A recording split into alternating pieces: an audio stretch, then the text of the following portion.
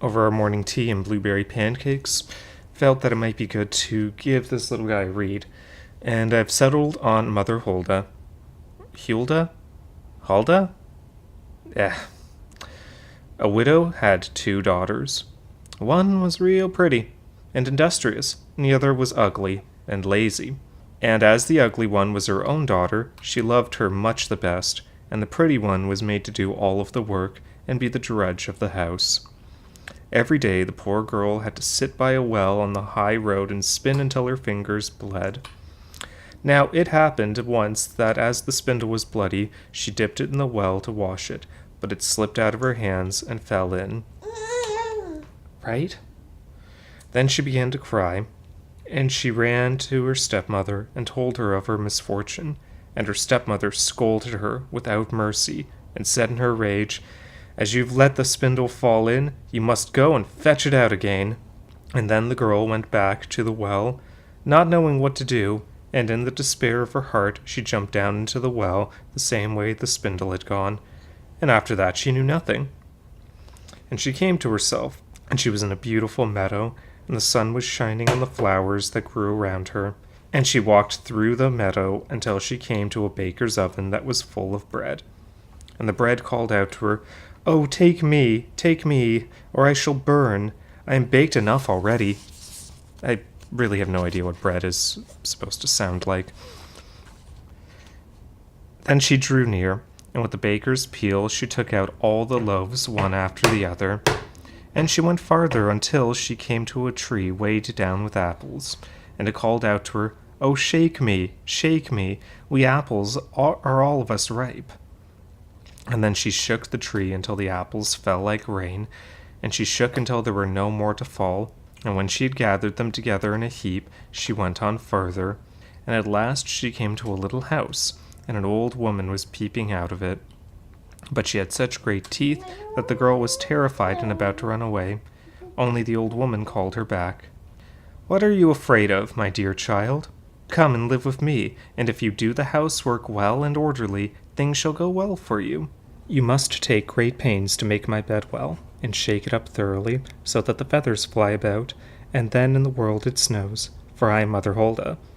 As the old woman spoke so kindly, the girl took courage, consented, and went to her work. She did everything to the old woman's satisfaction, and shook the bed with such a will that the feathers flew about like snowflakes. And so she led a good life, had never a cross word, but boiled and roasted meat every day. When she had lived a long time with Mother Hulda, she began to feel sad, not knowing herself what ailed her.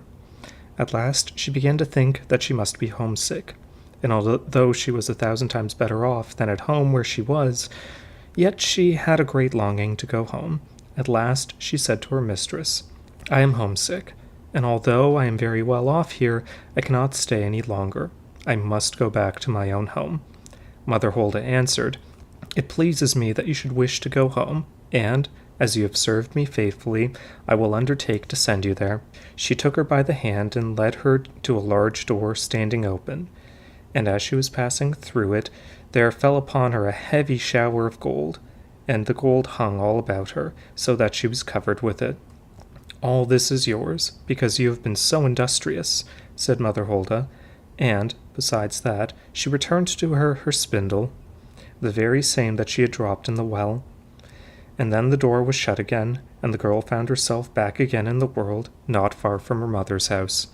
And she passed through the yard, and the cock stood on top of the well, and cried, "Cock-a-doodle-doo, our golden girl has come home too." Really? Nobody minds the talking bread and the... Then she went in to her mother, and she had returned covered of gold, and she was well received. So the girl related all her history and what had happened to her, and when the mother heard how she had come to such great riches, she began to wish that her ugly and idle daughter might have the same good fortune.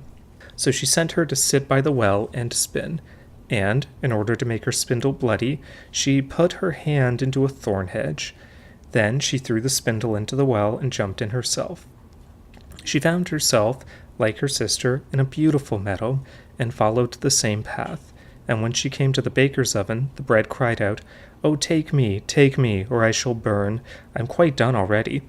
But the lazybones answered, I have no desire to blacken my hands, and went on further.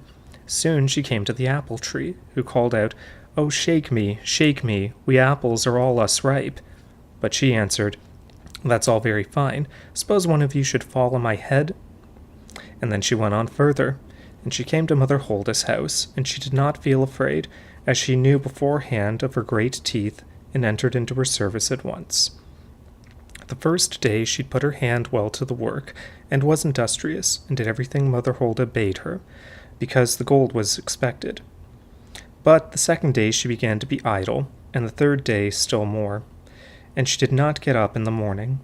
Neither did she make Mother Hulda's bed as ought to have been made, and she did not shake it for the feathers to fly about. So that Mother Hulda soon grew tired of her, and gave her a warning, at which the lazy thing was well pleased, and thought now the shower of gold was coming.